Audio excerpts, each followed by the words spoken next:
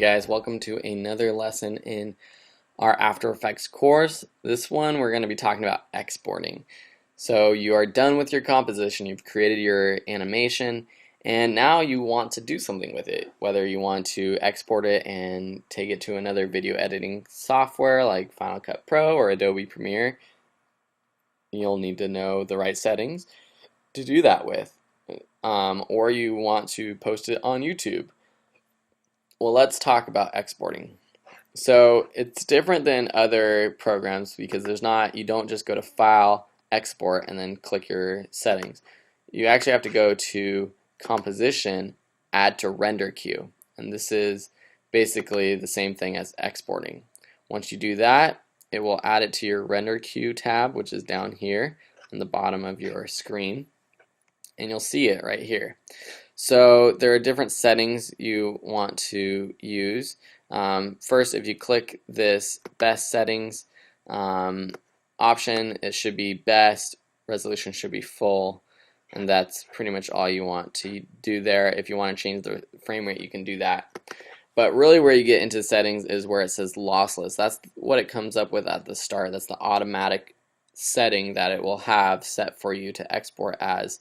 And lossless means it's full quality, full QuickTime quality, and when you click lossless, you get this little output module settings box pop up.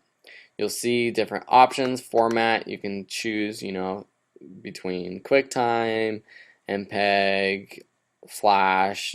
You can just do a PNG sequence. You can do just the audio, etc. So QuickTime is pretty much my go-to. Video output, you'll have different channels. Typically you just want to do RGB, depth, millions of colors, color, pre-multiplied, matted, that's totally fine. But there is this format options button. Here you'll find the codec, and this is where you want to change it depending on what your purpose is. Animation will give you perfect full quality. It's great quality for exporting and bringing into another project. The problem is the file size is huge, so your projects will be in the gigabytes. But here you can see that there's all sorts of options. So H.264, this is if you want to export to YouTube, you'll just click H.264. Or there's all different ones. So say we want to go to YouTube, we'll just click H.264, click OK.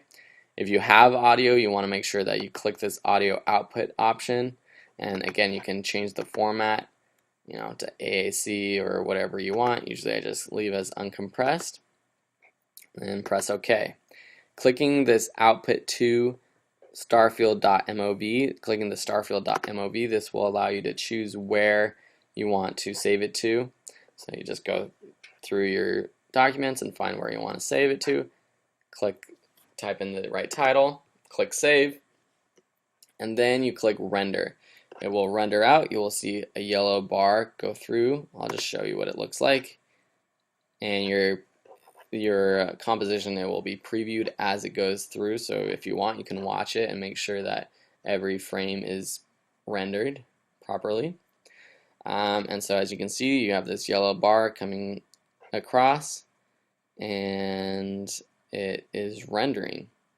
So that is how you render and export your movie. So basically the things to remember are when you click on the lossless down here, that's where you can go to format and choose what settings you want. If you want full quality, just leave it at animation.